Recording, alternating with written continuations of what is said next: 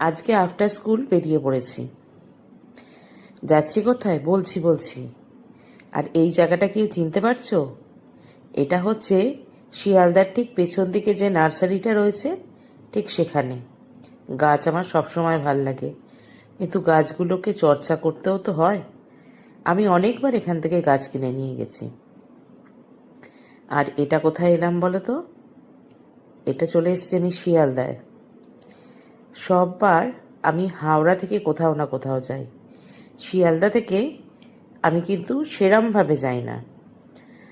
আর আমি গাড়ি করে চলে এসেছি শিয়ালদা স্টেশনে। যাচ্ছি কোথায় বলছি। আগে শিয়ালদা স্টেশনটা ভালো করে দেখিয়ে নি। এই হচ্ছে শিয়ালদা স্টেশন।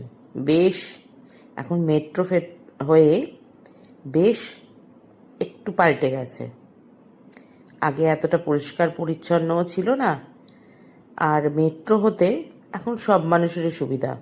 হাওড়া থেকে মেট্রো হয়ে গেছে, শিয়ালদা থেকে মেট্রো হয়ে গেছে, যাতায়াতের সুব্যবস্থা হয়ে গেছে। তাহলে চলো যাই, শিয়ালদা স্টেশনে ঢুকে পড়ি। ট্রেন ধরবো তো। কোথায় যাব? যাচ্ছি আমরা মুর্শিদাবাদ। হঠাৎ করে টিকিট কেটে যাওয়া ফলে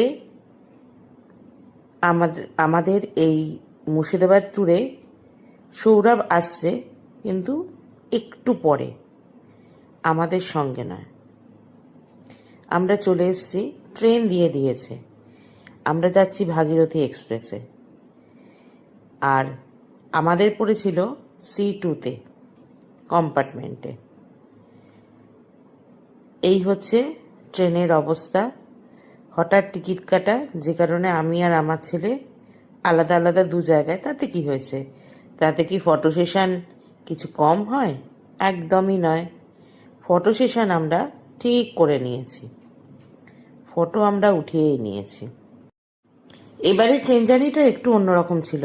এক তো সঙ্গে সৌরভ নেই, আর আমার ছেলে এরকম ট্রেনে উঠে হকার, ঝালমুড়িওয়ালা সবাইকে দেখে খুব খুশি, আর বলছে মা ঝালমুড়ি খাবো, কফি খাবো।